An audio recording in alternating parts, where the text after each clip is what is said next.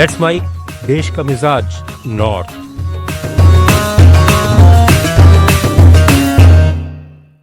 Let's mic देश का मिजाज और खबरें उत्तर भारत से। बिहार के 23 जिलों को 14 दिन में कवर करने के बाद वोटर अधिकार यात्रा आज समाप्त हो गई। राजस्थान के पूर्व मुख्यमंत्री अशोक गहलोत ने जयपुर में कहा कि राहुल गांधी की यात्रा पूरे बिहार में बहुत कामयाब रही। इसका संदेश पूरे देश में गया है और लोग समझ चुके हैं कि वोट को लेकर जो चोरी की जा रही है वो मतदाताओं से उनका बहुत बड़ा अधिकार छीनने वाली बात है। सरकार को इस ओर ध्यान देना चाहिए। ये बहुत बड़ा मुद्दा देश के लिए बन चुका है। देखिए, राहुल गांधी जी की यात्रा बहुत कामयाब रही पूरे बिहार के अंदर।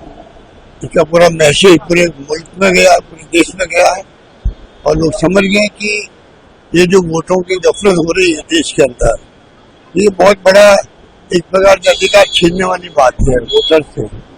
इसलिए जो माहौल बना है पूरे मुल्क में, उस पर सरकार को ध्यान देना चाहिए, क्योंकि सरकार के ऊपर आरोप लग रहे हैं कि वो मिली भगत है चुनाव आयोग के साथ में। बहुत बड़ा मुद्दा बन रहा है देश के लिए। लोकतंत्र को जिंदा रहने के लिए आवश्यक है कि हम इसको वोट की रक्षा करें, सबकी ट्रांसपेरेंसी हो, पारदर्शिता हो। राजस्थान विधानसभा के मानसून सत्र की हंगामेदार शुरुआत हुई। विपक्षी कांग्रेस और सत्तारूढ़ भाजपा के विधायकों ने एक दूसरे के खिलाफ नारेबाजी की और अध्यक्ष वासुदेव देवनानी ने हंगामे पर नाराजगी जताई। कांग्रेस विधायकों ने सदन के अंदर वोट चोर गद्दी छोड़ के नारे लगाए और पर्चे दिखाए। कांग्रेस विधायकों ने सफेद टी शर्ट पहन रखी थी जिसके पीछे भी यही नारा लिखा था। विधानसभा अध्यक्ष ने उनसे सदन की गरिमा बनाए रखने की अपील करते हुए कहा कि वे सदन में बाजार या चौराहे जैसी हरकतें नहीं कर सकते।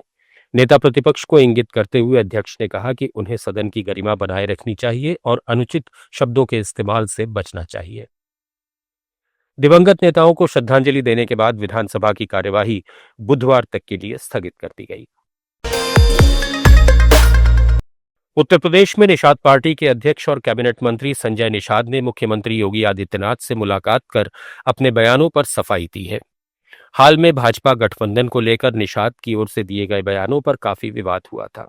हालांकि निषाद ने इसे शिष्टाचार मुलाकात बताया है। उन्होंने पार्टी के दिल्ली अधिवेशन में भाजपा गठबंधन पर निशाना साधा था। बाद में गोरखपुर में उन्होंने गठबंधन तोड़ने की धमकी भी दी थी। अपने अन्य बयानों को लेकर भी वे इन दिनों चर्चा में रहे हैं। समाजवादी पार्टी के राष्ट्रीय अध्यक्ष और पूर्व मुख्यमंत्री अखिलेश यादव ने भाजपा सरकार पर निशाना साधते हुए कहा कि चीनी सामान के बहिष्कार का भाजपा का नारा सिर्फ जुमला साबित हो रहा है। उन्होंने कहा कि चीन से आयात सामान पर भारत की निर्भरता बढ़ रही है, जिससे उद्योग धंधे और कारोबार प्रभावित हो रहा है और बेरोजगारी तेजी से बढ़ रही है। उन्होंने आरोप लगाया कि चीन पहले भारत के बाजार को अपने माल से भर देता है, फिर धीरे धीरे भारतीय उद्योगों को बंद करने के कगार पर पहुंचा देता है। सपा मुखिया ने कहा कि जब सरकार खुद ही लड़खड़ा रही है तो चीन के इस अतिक्रमण को कैसे चुनौती दे पाएगी।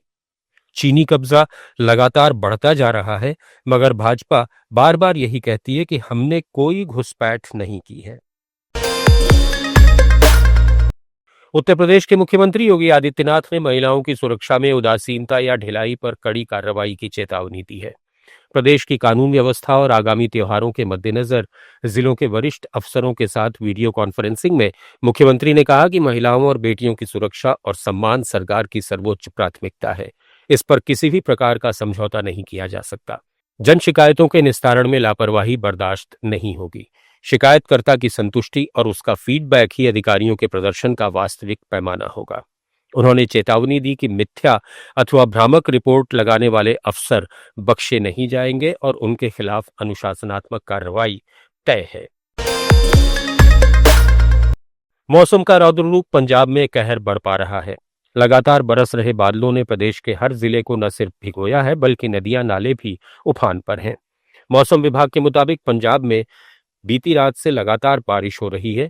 मौसम विभाग के अनुसार जिला पठानकोट, होशियारपुर, गुरदासपुर, नवांशहर, लुधियाना, फतेहगढ़ साहिब, संगरूर, पटियाला और रोपड़ जिले में रेड अलर्ट जारी है। देश का मिजाज में फिलहाल इतना ही। जुड़े रहिए लेट्स माइक के साथ।